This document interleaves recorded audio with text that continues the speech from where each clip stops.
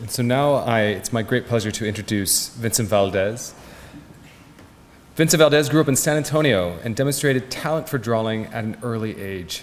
As a young muralist, he began exploring imagery that pertained to social political statements. Vincent received a full scholarship to the Rhode Island School of Design, where he earned his BFA in 2000. In 2004, at age 26, Stations, Valdez's suite of monumental charcoal drawings, was shown at the McNay Museum in San Antonio, Texas. He was the youngest artist to have a solo exhibition at the McNay. Exhibition venues include the Los Angeles County Museum of Art, the Snipe Museum of Art, the Frye Museum, the Mexican Museum of National Art in Chicago, the Parsons Museum in Paris, the El Paso Museum of Art, OSDE in Buenos Aires, the Laguna Art Museum, and many others, including our Fair Gallery here. He is a recipient of the Skowhegan School of Painting Award and the Vermont Studio Center in 2011. And he is departing these shores for a residency in January 2014 at the Kunstlerhaus Bethanian Residency in Berlin, Germany. Valdez lives and works in Fire Station number 15, his restored 1928 fire station in San Antonio, Texas. With that, Vincent.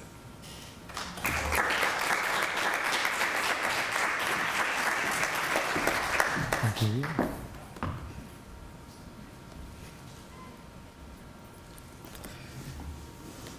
Well, it's a great honor and privilege to be here with you today. Thank you to each one of you for coming and for staying. Thank you to Monica and Daniel for your very difficult talks to follow up. You guys are really individuals who are doing work that's very important today, and I commend you for that, and I thank you for being a part of the project. I'd like to thank Ian and Joanne for their amazingly incredible work in hospitality, and to the rest of the Brown staff that has made this exhibition possible.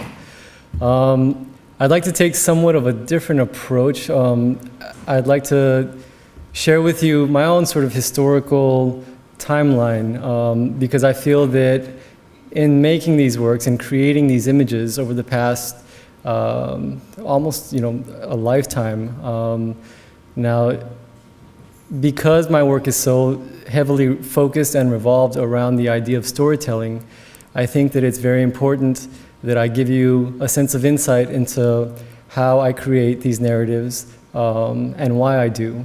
So starting with this image here, that was taken this past summer while making Strange Fruit. Just kidding. You'd be amazed at how much this body of work aged me.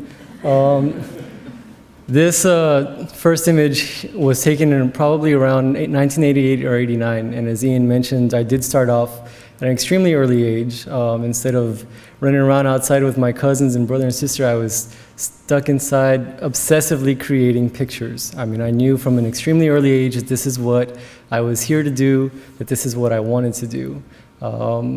And so I started off as a very young muralist at about 9 or 10 years old, creating these very large-scale works on exterior walls of old buildings and housing projects in San Antonio.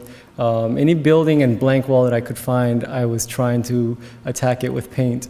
And so, fast-forwarding years later, I arrived at the Rhode Island School of Design in the year 1997. And I was, again, very extensively focusing on my technique, this idea of drawing and painting and creating pictures. But at the time, I majored in illustration, and I thought that I was going to be making the cover of cereal boxes and movie posters and having clients and meeting deadlines. And by about my second semester of junior year, I started to shy or pull away from this sort of concept of working for clients. And I wasn't too sure what that meant. I wasn't too sure what I was going to have to, I wasn't too sure what I was going to have to do in order to find my own voice. And so during I think it was Thanksgiving break of 98, I couldn't afford to fly home, and it was my first time being away from home during the holidays and being away from Texas. Being at RISD was a pretty important experience for me because before that I had never been out of the state. And I thought that the entire country was like Texas. You know, if some of you may be aware that Texas tends to think of itself as its own nation. We really kind of do things our own way, and therefore, I thought that everybody in America woke up every morning and ate breakfast tacos, and I thought that everybody listened to conjunto music until I arrived at RISD, and it was culture shock. It started to sort of ring these alarm bells for me because I had some of my peers in the classroom. They would come up to me and ask me, well, how long have you been in the country? And I say, well, what are you talking about? I was born here. Or other individuals that ask me, well, so do you speak English? Yeah, you know, it was a complete shock for me because I had never sort of faced these sorts of questions of identity before. And so during that Thanksgiving break, for some of you may be aware that RISD and Brown, I'm sure, become ghost towns. And I stocked up on Doritos and sodas and spent my week sitting in this little cubicle studio. And I was staring at this one blank canvas. And I came up with this image titled Recuerdo, which is Spanish for remembering. And it sort of all in one instant image made sense for me. It was sort of this epiphany. It was a very important moment for me because it was the first time that I felt personally connected to an image of my own. I felt that it not only connected me personally to this memory of my grandfather, Santana, who I remember sitting in his backyard every day after cutting yards for a living, but I found this sort of golden opportunity to be able to tell my own story. And so entering my final semester before graduation at RISD, I was taking an independent study course with a very challenging instructor of mine who I took for a few semesters throughout my career at RISD. And he really sort of motivated me more than any other professor, really kind of pushed me and tore me down and then lifted me back up. And Lenny Long had met with me before the beginning of that semester and said, I want you to make something great. And I'm not going to meet with you. I'm not going to advise you. You're going to make something, figure it out, and I will return and see you a week before graduation. Best of luck. And so after scrambling, for a few months trying to figure out what to do, I came across this story by chance on the internet. Internet was still fairly brand new at the time for me. And it spoke about this incident in early Los Angeles in the early 1940s titled the Zoot Suit Riots. And I came across these photos and I was completely blown away. Not only by the extreme violence of the photos, I was really amazed by the subtle violence of these photos. I mean, we don't see any blood and gore here, but there is such atrocity in the expressive faces and the clenched fists. And then I started reading the text about this incident in 1943, where 300 American servicemen had boarded taxi cabs, rode into East Los Angeles, and hunted down and targeted any pachuco or zoot suiter that they could find in the streets. Now, for those of you unfamiliar with the term, pachuco was sort of an invented term by Mexican-American boys who were struggling to create an identity of their own. But it was also associated them with a negative connotation by the use of that term. And so these zoot suiters, they wore the feathers on their hats, the very high-waisted pants, took great pride in their clothing. So once these servicemen stormed into the streets of downtown Los Angeles and East LA, any zoot suiter that they came across, they beat with fists, chains, bats, anything they could get their hands on. And any Mexican-American boy that hit back in self-defense was automatically nabbed and thrown into paddy wagons by the LAPD. LAPD stood around and allowed this to happen. By day 3, it was a full-blown race riot. Many Latino women were raped. There is documentation of elderly parents and children being caught in the crossfire of these servicemen and zoot suiters. By the end of day 3, the Navy Admiral had to step in because local authorities refused to do anything about it, and they made the city of Los Angeles off limits to all servicemen, kept them on lockdown in Los Angeles. And so the LAPD had rounded up about 20 or so young boys, and many of them were sentenced to hard labor in San Quentin for striking a serviceman. And so after viewing all of this imagery and text, I came up with this image here titled "Kill the Pachuco Bastards." This was the documented chant of all the servicemen as they marched into the streets of East Los Angeles. And so I feel like this was a real turning point for me as a young artist at that time, because things rapidly increased from this moment on. I felt like this was exactly what I wanted to be doing with my work. This was exactly what I wanted to say. These are the kinds of things that were very interweaved and connected to my very early days of sitting on scaffolding 3 stories high, doing these murals on the sides of buildings. It was this idea of creating monumental images that could sometimes conceal or exclaim these social political commentaries. They were also personal at the same time. And so after I left RISD, I tried to figure out what the next step was, and I moved back to San Antonio, Texas.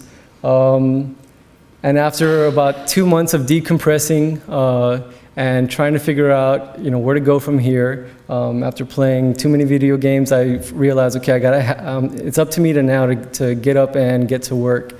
And so again, I sort of found myself in that very sort of disconnected space of figuring out what was important to me, what was going to be essential for me at this moment in time. And I remembered a story that I had with I remembered a talk that I had with my brother right when I returned home from RISD. Because there was all of these sorts of notions and ideas for the first time about who I was and what it meant to be from Texas and what it meant to be Mexican American or Latino, etc. I asked my younger brother Daniel, who was in high school at the time, and I said, I never asked you this. I mean, we never had this conversation, but how do you identify yourself? When you're checking off those scorecards or applications for the SATs, do you consider yourself Mexican? And he said, man, I've never even been to Mexico. I said, okay, fair enough. I said, are you Hispanic, Latino? He said, I don't even speak Spanish. I said, okay. Are you Chicano? He said, I don't know what that means. And at the time, Tupac Shakur had just been shot and killed. And so he kissed up 2 fingers and said, I'm Blaxican. And I thought, man, that's absolutely brilliant, because it's sort of this recycling of not only Mexican American Chicano history, but it's American history. It's the idea of the new identity, the new school, the new generation has arrived. For me, it also meant that it was my way of connecting not only to the world outside of my studio doors, but it was sort of going to be, I was going to be able to invent my place and my role in the art world and in art history. So I came up with this large-scale pastel image. This was the first time that I used my younger brother Daniel as this sort of iconic masculine stereotype metaphor. And so we see this young brown male walking in the urban landscape of America. It's hard to find, but there's a McDonald's emblem back there somewhere that became very iconic for me in those early works. And we see this individual with a head cocked back, this sort of demeanor, sense of pride, arrogance. He has the all-American baseball cap turned around. He assimilates more with African American and rap culture than his own. He has a Chinese tattoo on his neck. One of the things that my brother also mentioned at that time was that he wanted to get a tattoo. And I asked him, well, what do you want to get? And he said, well, I want to get a Chinese emblem or a word scripted on his back. And I said, well, what does that mean? He said, well, I don't know, but it looks cool. And I thought, well, I mean, it really is an extension, this whole new concept, this whole new world of a whole new generation out there, where things were rapidly changing in my eyes. And so I immediately embarked on this whole new set of series at that time. This is probably about 2001. And this sort of becomes a pivotal moment for me where it sort of starts to extend my own interest in the historical aspect of creating images. So I had been in an old bookstore, a vintage bookstore, and I came across these old 1950s etiquette books, How to Kiss, How to Make Love, How to Have a Proper Date. And I thought, oh, what would happen if I reinvented this book? And so I created a series titled Flirting Tips for the New Millennium Male. And this was step number 1, always dress to impress. So the actual communication is she's asking, are those Bugle Boy jeans you're wearing? And he's replying, hell no, ho, you know they polo, and pointing down to the Ralph Lauren label in the crotch of his pants. And so, again, a lot of derivative elements based off of rap lyrics, some of my favorite rappers at the time, media, the idea of these social norms and influences on the young mind. So again, my own sort of social commentary through these works, but then also, trying to play these tricks and utilizing extensions of art history. Michelangelo's creation, Sistine Chapel, which is sort of becomes a mockery of that. This is the new creation, the new school. Step number 2, always be sensitive to her needs. And so at the time, it's important to note that my brother really kind of became the main face in a lot of my work. I mean, the guy became more famous in San Antonio than I'll ever be. I'd be at grocery stores with this guy, and cashier would say, oh my God, you're that guy. I've seen your face in the paper, at galleries, and they would ask him for his autographs. And I'd be in the background like, hello, I'm the artist. And so I started pulling in a lot of the individuals that were based around my brother's life. And so at the time, his girlfriend, who I think really felt that way about their relationship at the time. But these things were very based off of historical painting, right? Religious iconographic painting. These things, these heavily saturated Catholic images that I was seeing in my grandmother's house, that I remembered from sitting in church, with the family on Sunday mornings. And so all of these things were being flushed out. When I was at RISD during my last semester, there was this very rinky-dink, like boxing club that I had the bizarre idea of joining one day, I think in my junior year, and we would actually come up to the Brown gym, and it was never about how I was going to come out of that match winning, but how I was going to come out surviving. Because when I walked in for that first day and walked into this little sit-up ring that we had, I saw this big Irish guy walk in, and I was like, oh crap, like what am I thinking here? My hands. And so after doing it for a few weeks before I finally just stopped showing up, I would sit in my little studio, and this idea of the boxer and the fighter and the fight for survival started to really kind of influence these fictional characters and narratives that started appearing in my head. And so in that first or second year after RISD, I remembered that experience of sort of having to fight for survival. And I saw the opportunity to create this invented character titled El Pollo the Great, which is like the skinny chicken the Great. And so this piece was titled With a Little Luck, Faith, God, and a Six-Pack.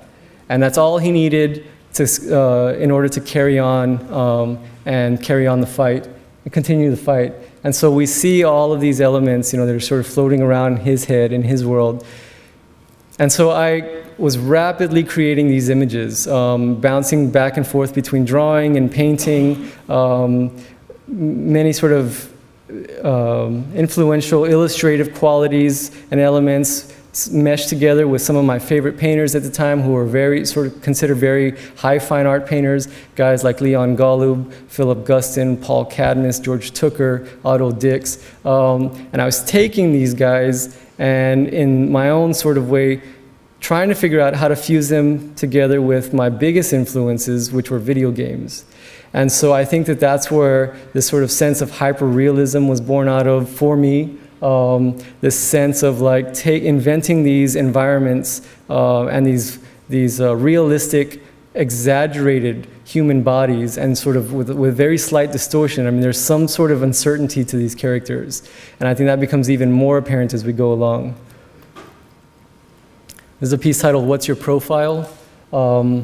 Based off of imagination of how I remember some of the scenes in my own neighborhood growing up in the south side of San Antonio. So in many ways, I also became I felt more like a film director more than I did a painter at times, because I would stage these things in my mom's driveway or in front of a friend's house in the street. And so we actually had my brother and his girlfriend and some friends come and bring their pit bull. Then I had bought an old police uniform and had my brother-in-law dress up. And then I would just sort of smash them together and invent the backgrounds and spit it out. And I would really I'd feel very strongly about, again, extending these commentaries. So here we see the cropping of the heads. There's a real sort of tension, a subtle tension that arises in the image. The very phallic looking nightstick that's come out and is clenched in his fist. And then little sort of injected bits of information, humor, such as the Free Mumia bumper sticker pasted up on the door.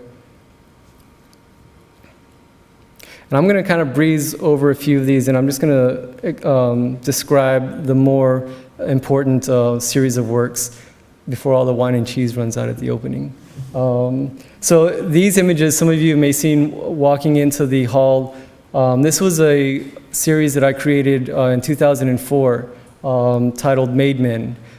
So I took that historical American term, that was used in the mob world, right? To be a made man, to prove yourself to a gang or to your family or friends, to a community or to a society. So I upgraded that, and I tried to embark on this sort of very short series of these tragic, iconic, masculine heroes. These these almost stereotyped male identities.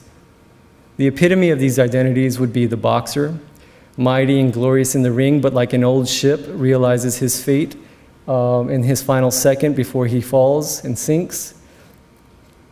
Each one of them is linked by the light source in their backgrounds. And what I did was I limited myself to 5 pastels only, 5 tones of pastels. And the reason for doing this was because it was very important to perhaps give the link to Frankenstein, the idea and the narrative of Frankenstein. Frankenstein being this creature or this product that was invented by society, that was a sort of surprise or a spectacle for society. And then when society was done with him, they chased him down and erased him forever. And so these were sort of my modern day Frankenstein men. Individuals that in each one of their own lifetimes, regardless of nation, regardless of era in society or in the history of the world, the suggestion was that each one of these young males has walked down that same path, has filled those same pairs of shoes at one moment in time.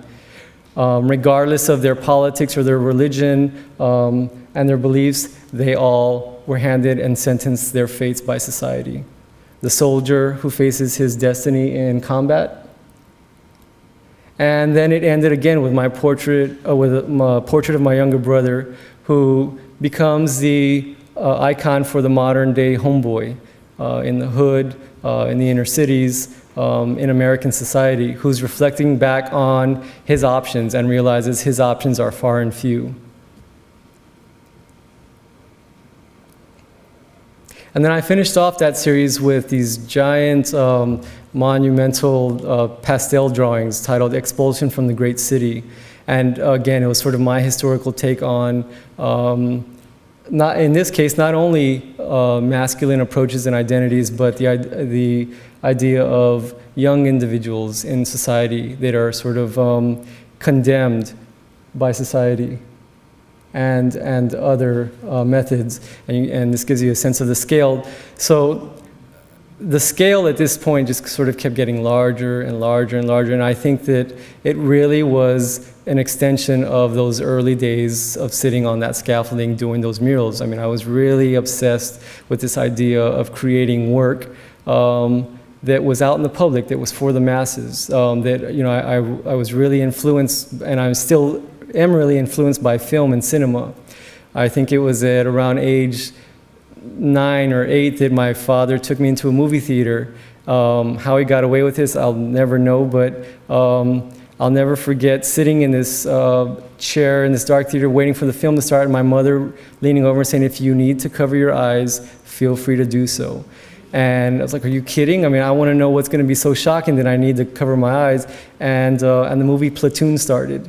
And so instead of watching the movie Platoon, you know, for half the time I was looking around me at the spectators in a very packed house, and I was so amazed by the deafening, or the silence in that theater. You could drop a pin, you could hear a whisper, you could hear people breathing, and that was it for me. I knew that at that moment, that's what I want to do, to be able to captivate an audience through an image, to make an impact with an audience, someone you don't even know, by a simple picture, is something, you know, that's been a sort of quest for me.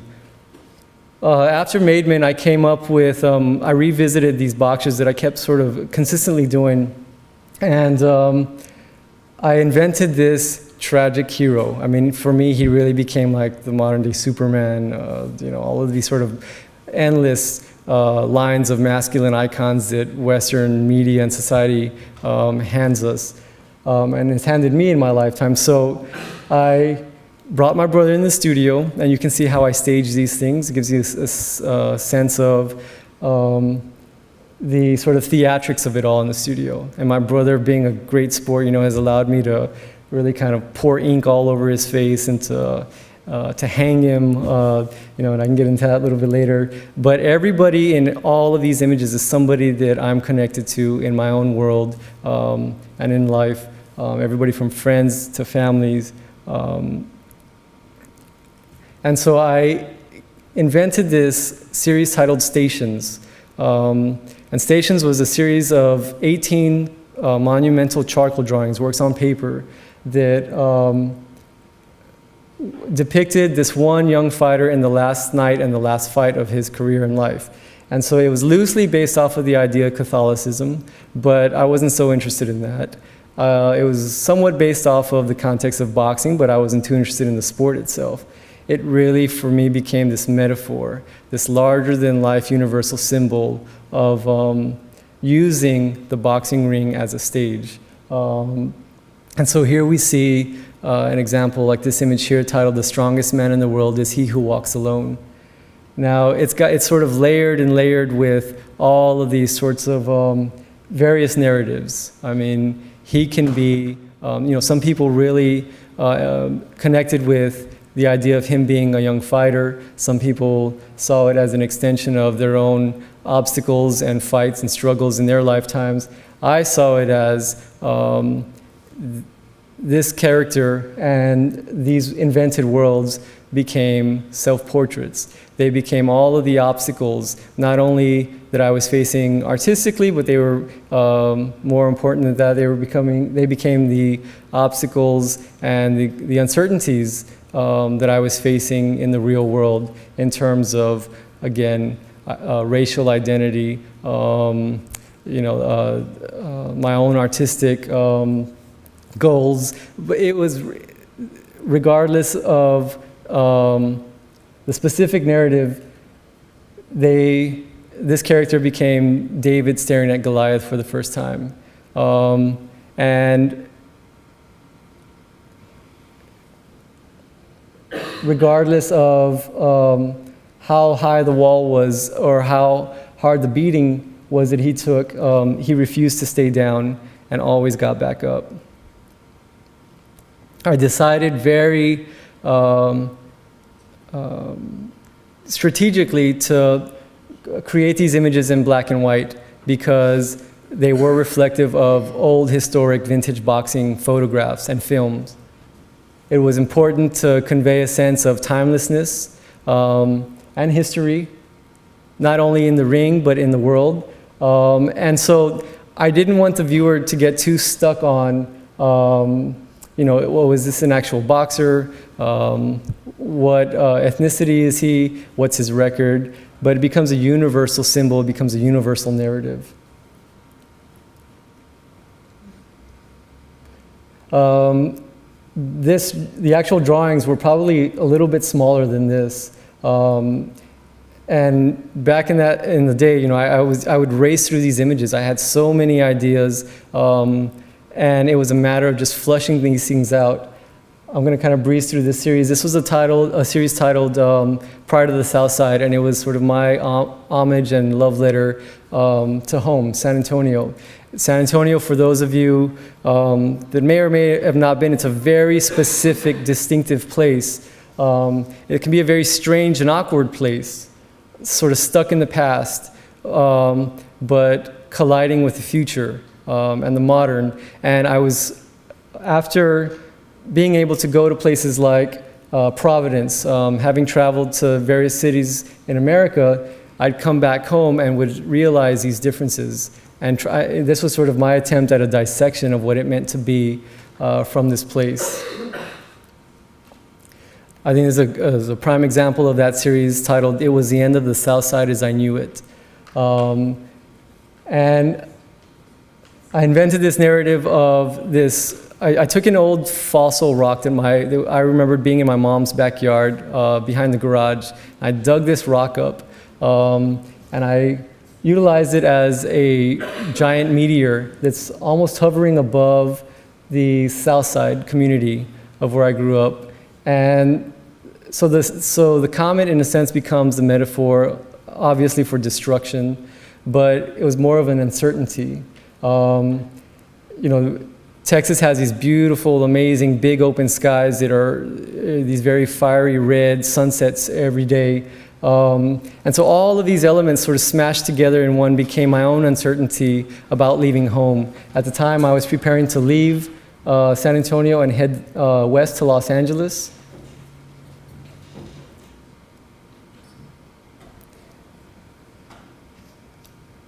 And when I headed to Los Angeles, I specifically went out there to create a project that was commissioned by musician Ry Cooder, who some of you may be familiar with.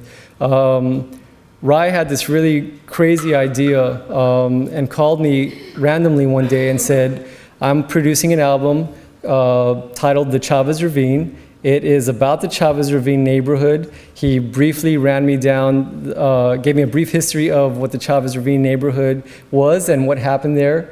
And at the end of a 20-minute conversation said, "Are you in?" And I said, "Sure, why not? I'm up for the challenge." So Ry had this really insane idea to create, to rebuild a 1953 Chevy Good Humor ice cream truck. And he briefly described this story that I had never heard of. It was sort of this lost American history involving the building of Dodger Stadium in 1959.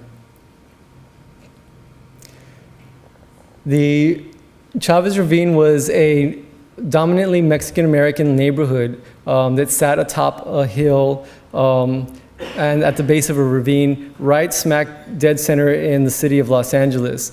It was a neighborhood composed of about 2,800 to 3,000 residents.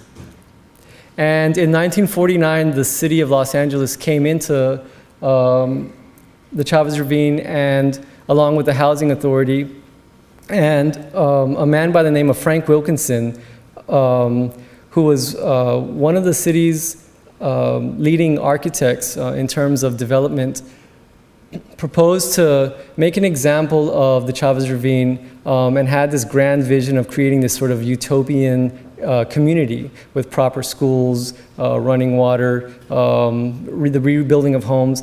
The housing authority asked these residents to leave their homes temporarily, and once this new neighborhood was built, community was built, they would have first selections in terms of the new houses. About half the residents disagreed and refused the offer, and the other half were sort of left in this state of uncertainty. They were considering it, but they were refusing to leave at the same time. This dragged on for about 10 years. By 1959, different heads had gotten involved, and in the end story, the city of Los Angeles claimed eminent domain on this neighborhood. They sent in the bulldozers, refusing to allow any of the residents that were still residing there to save any of their belongings and to move out properly. As punishment, for calling the media and holding out and staging a protest, LAPD literally dragged them out kicking and screaming. And so I just kind of want to take you to a very quick short film that gives you a little bit more insight into this project.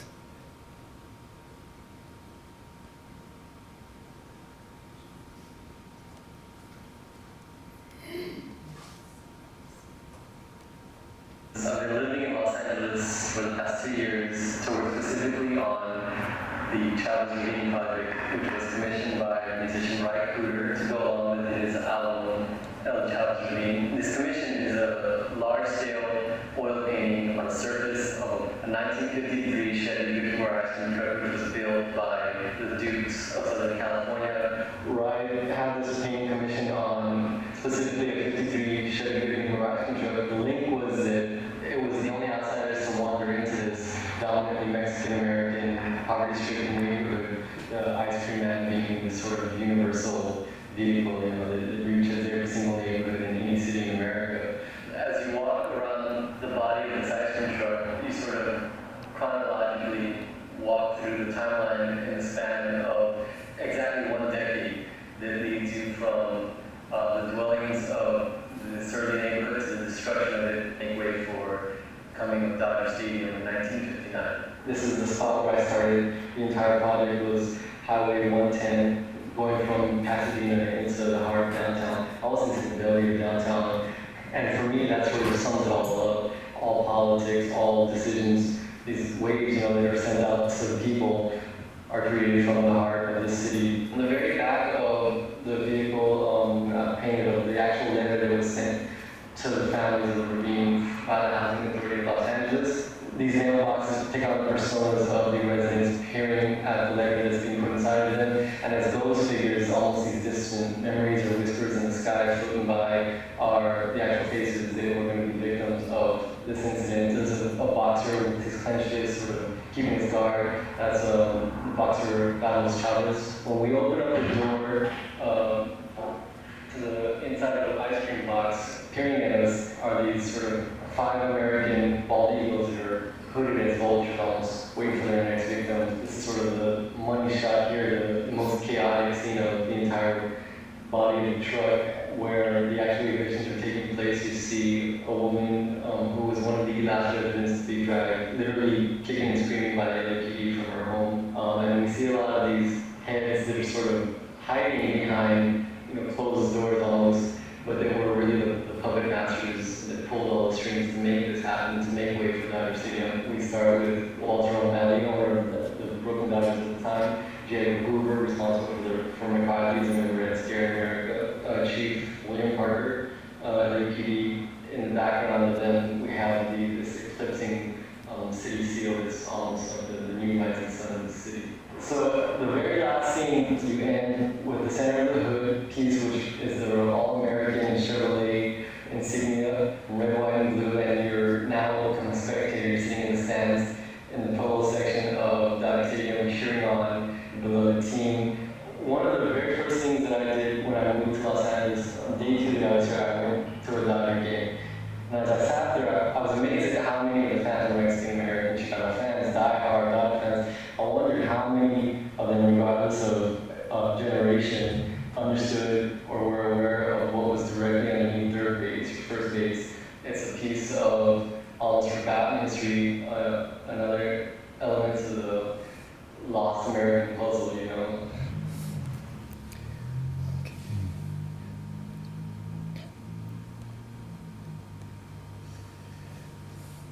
So one of the, probably one of the most striking stories out of the Chavez Ravine incident was the story of this woman from the Arechiga family. Probably one of the more famous faces of this event. She was 20 years old at the time. I got to meet her at age 77 when I was creating the project. And she was officially the last resident that refused to leave her home. I believe it was her grandmother's home. And the LAPD were forced to kick her out, or literally carry her out, dragging and fighting, and she slapped, I think, 2 police officers. She actually stood trial before a judge, and the judge pointed down to her and called her a disgrace as an American and sentenced her to a few years in jail until she was freed by a Hollywood actor's petition. And so I think that this project for me really became a true incentive, a true example of the work that I'm still creating today, such as The Strangest Fruit. It's important for me to take the historical and fuse it in the context of the contemporary, because I think Gore Vidal said it best when he said, we are the United States of amnesia. I think that all of these elements throughout my own lifetime and throughout my own experiences in this lifetime are appreciative and in recognition of the past. For me, as a young child, it really was gathering the information and the stories, and at times being forced to listen to the stories and narratives from my grandfather and my parents. And so I'm going to just fast forward here so that we can finish up with the series that I did, that I created previous to The Strangest Fruit. Let's see. This was a series titled America's Finest. It was my last exhibition, my last museum exhibition in September of 2012. And I chose to divide the exhibition into 2 parts. There was one portion titled Excerpts for John, along with this portion, which is America's Finest. I created this series of 6 stereotyped American male boxers. So here we have this classic pugilist, vintage fighter who stands guard, stamped with the Star of David on his boxing shorts. Standing next to him was this sort of a classic stereotype of the black fighter, standing very proud and militant with his fro and clenched fists indicating black power. He stands guard over what was once most sacred to him, which is the Black Panther, which has now been skinned and commodified and sold at IKEA as a luxury rug. We see the stereotyped Native American called Big Chief stamped on his shorts, shot with his own arrows. These individuals were stripped of any element in the background, placed in the context of pure white and nothingness. For me, the minimalism and the nothing became as important as the faces, as important as the details of the shoelaces or the scars that they bear on their chest and on their arms. Here we see the Anglo-American fighter, whether he's Irish or English, and he stands guard over in defense of the crumbs that he fights for in the ring that's being tossed at his feet. So overall, as a sequence of males who sort of stand in the face of uncertainty, each one of them stands far and divided by the minimalism in the background. They are confined in their space in the context of a frame, of a 2-dimensional picture. But they're definitely are forced to stand divided and to fight amongst each other. Here is the Mexican-American fighter who stands guard over his own funeral wreath, which reads Ni modo, which is kind of Chicano slang for too bad, so sad.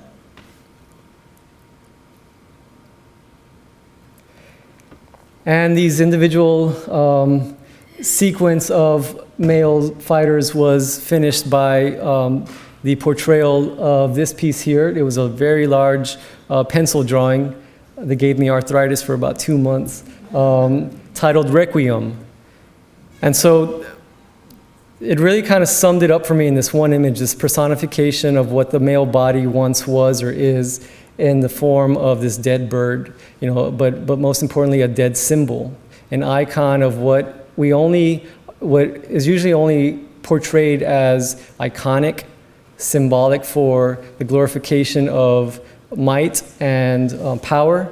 We almost always only see the American bald eagle stands on the edge of a cliff with the beams of glorious sunshine and sun rays shining down on it with its feathers emblazoned. Rarely do we ever see an American eagle in this situation, vulnerable and broken, just as rarely do we ever see or think about the stereotypes of these masculine icons as vulnerable and broken.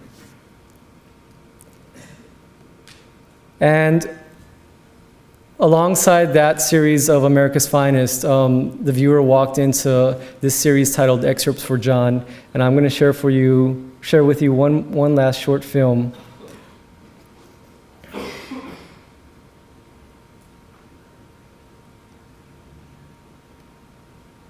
Oh, I may have exited out. Yeah, I think I did. Oh no, all right, here we go. Still here.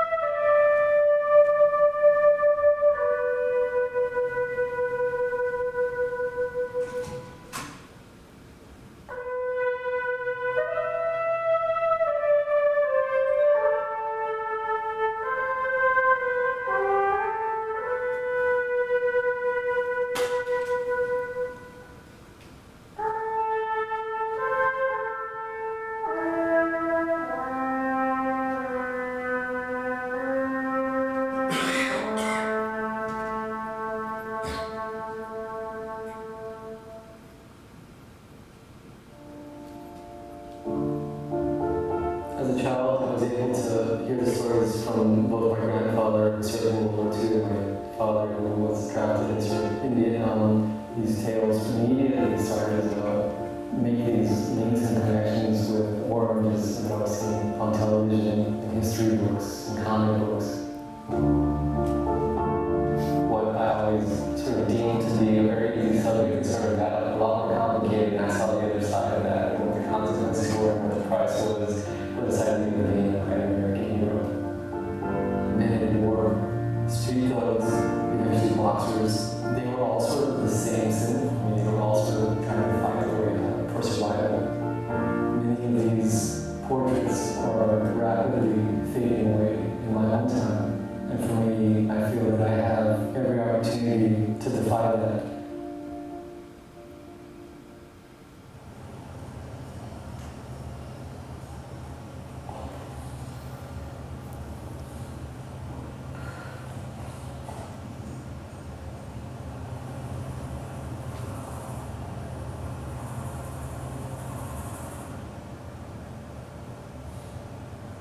I met John when we were both in fifth grade, I believe. We were pretty inseparable, always hanging out, always playing ball together, even though we went our own separate directions. We always stayed in touch, and John was one of those rare friends you can not communicate with for 4 years, and you run into each other again, it's like you're still 12 years old. I remember him calling me to tell me he enlisted in the Army. He was pretty confident that they weren't going to send him into combat, but before he knew it, he was embarking on his first tour of duty in Iraq as a combat medic.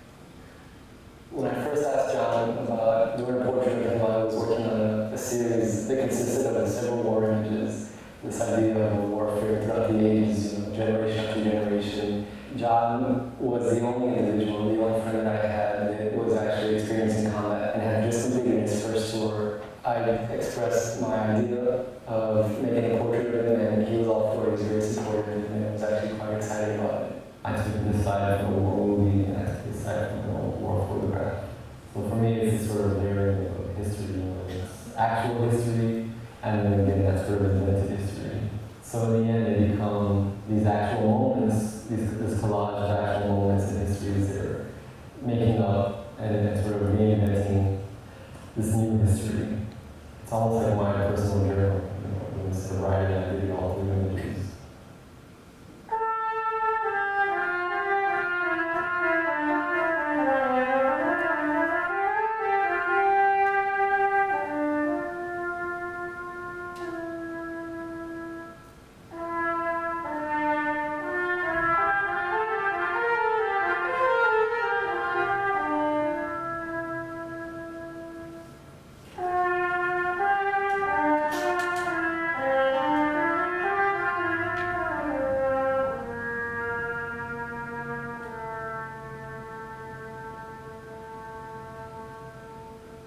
I hadn't noticed anything different about him until we were finishing up the photo shoot and we were walking back to his mom's house in and I asked him about his experience as a combat medic in Iraq, and immediately, instantly, I saw this veil just kind of drip over his face. It was almost as if I had been creating this work all these years to arrive at this one point where these fictional portraits I was creating more about John without me even realizing it, because he was now the real deal come to life.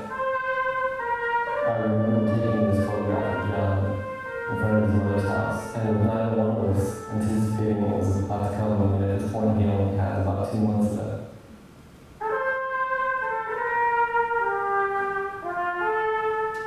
So I flew home for his burial and to see his family and to help to carry his casket at Fort Sam, where he's now buried.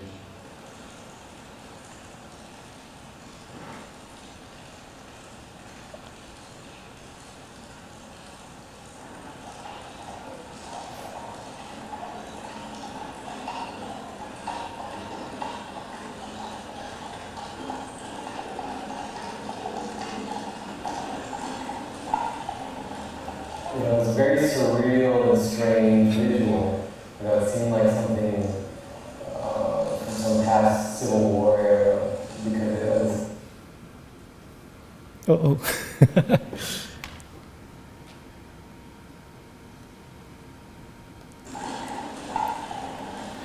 It was a very surreal and strange visual. It seemed like something from some past Civil War era, because it was. All right, I meant for that to happen. It gives you a sense of how I arrived at the Strangest Fruit series, and I'm going to finish it off with just a few images of from the current series, and I'd like to share something with you. It's just a very brief, I guess, artist statement, some personal insight into why I created this series of images and why I selected this topic of this obscured part of American history. Metaphorically speaking, these dangling males are equivocal of both the past and the present. They symbolize the estimated thousands of brown bodies that have been erased throughout Texan and American history during the lynching era of the 1800s and into the present. Most importantly, these portraits represent the contemporary brown minority male who continues to struggle free from the invisible noose in modern-day America. Oppressive methods and institutions which are implemented to target and confine young males in society, such as mass incarceration, profit prison systems, biased justice systems, defunded education, racial profiling, stereotyping, police brutalities, poverty, drug wars, military wars, assimilative measures, mass deportation, and immigration hysteria are just a few of the insurmountable measures that loomingly threaten young minority males at an early age. The noose and the background are invisible, obsolete, and the contortion of the bodies becomes the focal point. The bodies are struggling to untangle themselves from the mental noose that is ever present and prevents them from ever becoming truly free. And so in this series of 8 large-scale oil paintings, we see the dangling male body, but it was very strategic and important for me, as mentioned in the statement, to erase everything else. In a sense, the viewer gets to decide whether these male bodies are descending or dangling from a tree, from what was once a stake, or the viewer may decide that they are doing quite the opposite and they're ascending into the heavens, ascending from memory, being resurrected from the past once again. It was important that I modernized and placed this historical subject in the contemporary for the very reasons that were stated in the statement. This idea of struggling to become free, facing all odds like those boxers, like the soldiers in a battlefield, like the persecuted martyrs. The male portrait for me dominates these images because I think that being from not only a Latino background where machismo is ever present and looming, I think from growing up in Texas where the football gods are ever present, this idea of masculinity really became a very important topic and subject for me to tackle in these works through the use of the male portrait. So all of these individuals were actual models, again, friends and family that are connected to me. I had them come into the studio. A few people have asked about the specific and dramatic lighting that is utilized on these figures in the paintings. This is also a very important element. The lighting for me became, and it was great to hear or to see the image that Monica included in her talk, showing that very primitive looking giant lantern that was used as a spotlight on the border. That was the context of my thoughts for this dramatic lighting. They became the spotlights from watchtowers, whether they're on the borders, whether it's from Big Brother, whether it's from society itself, this idea of all eyes are on these individuals. And once in the studio, I would briefly describe the subject and share some historical photos from black lynchings in the South with the models. I'd explain to them what my concept was, and then we would actually, myself and my 2 assistants, would actually tie a noose in the studio. We would bind their hands and feet. We would count down to 3, and then one of the assistants would actually lift up the rope from the top of the stairs so that as to capture a very descriptive, a very specific contortion of the tongue, of the eyes, of the fingers, of the facial expressions.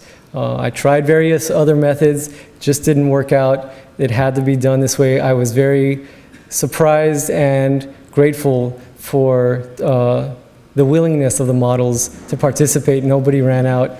I'm going to end it there. I highly encourage any of you, if you have the time, to take a walk through the exhibition. I don't know if we have time for questions. Probably, maybe just one. But again, thank you. It's a privilege and an honor to be here. I hope you enjoy the show. Thank you.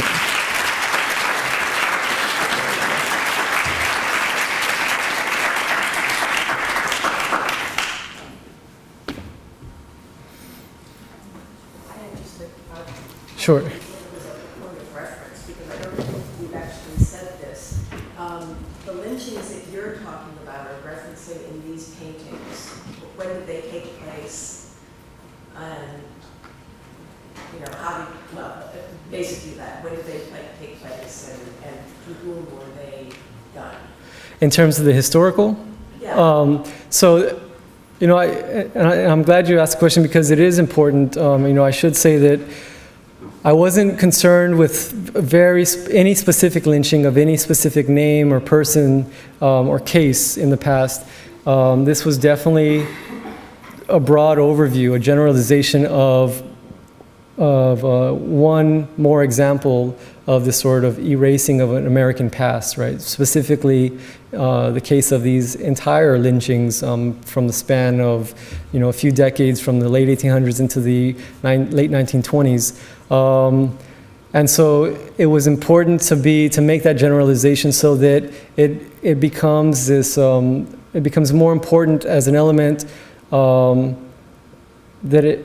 focuses on the more modern metaphors and symbols that are based off of that historical past. I'm not sure if that makes sense, but in terms of all of these sort of various histories that I include in my work and that I base my modern images off of, I take these very specific topics and subjects, but at a certain point in the studio, very early on, before I make these series, I step away from that history as to allow myself to focus on the contemporary. I think that, again, that allows me as the artist to create my own obscurity, right? Sort of my own erasures or my own sort of reinventions of a modern personal history, so that all the while leaving this room for you, the viewer, to sort of decipher and decode these images and to decide for yourselves whether it's about the past or the present or both. I'm not sure if that makes any sense, but one last question.